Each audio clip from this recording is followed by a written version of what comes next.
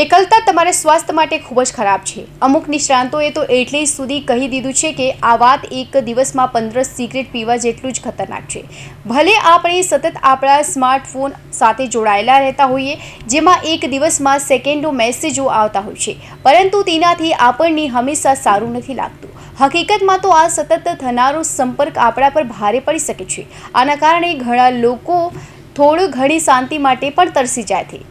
બ્રિટનના સેલ્ફિડ હોમ યુનિવર્સિટીમાં એકલતા વિશે ભણાવવામાં આવતા એન્ડ્રિયા બિગફિલ્ડનું કહેવું છે કે એકલતા એક અસહજ ભાવના છે.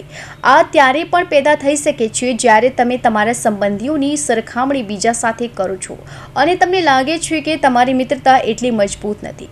જો તમે એકલતા હો તો જલ્દી જ તમને એકલતાનો અનુભવ થઈ શકે છે, પરંતુ એ વાત પણ સત્ય છે કે ભીડમાં પણ તમે એકલતા અનુભવી શકો છો.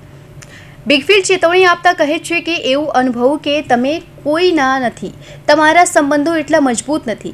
આવું થવાથી પણ તમે દુઃખી અને એકલતા અનુભવી શકો છો. એકલતા તમારા સ્વાસ્થ્ય માટે ખૂબ જ ખરાબ સાબિત થઈ શકે છે. કેમ્બ્રિજ યુનિવર્સિટીના તાજેતરના એક સંશોધનમાં ખબર પડી છે કે હૃદયની બીમારી, સ્ટ્રોક અને ટાઈપ 2 ડાયાબિટીસના ખતરામાં વધારો થઈ શકે છે. આ સાથે જ ચેપ લાગવાની આશંકા પણ વધી જાય છે. બિગફિલ્ડ કહે છે કે એ વાતના પણ પુરાવા મળ્યા છે કે એકલતાથી યાદશક્તિ કમી, ડિપ્રેશન, ચિંતા અને સમય પહેલાં મૃત્યુનો ખતરો પણ વધી જાય છે. એ વાત પણ સ્પષ્ટ નથી કે એકલતા સ્વાસ્થ્યને કેટલું નુકસાન પહોંચાડે છે.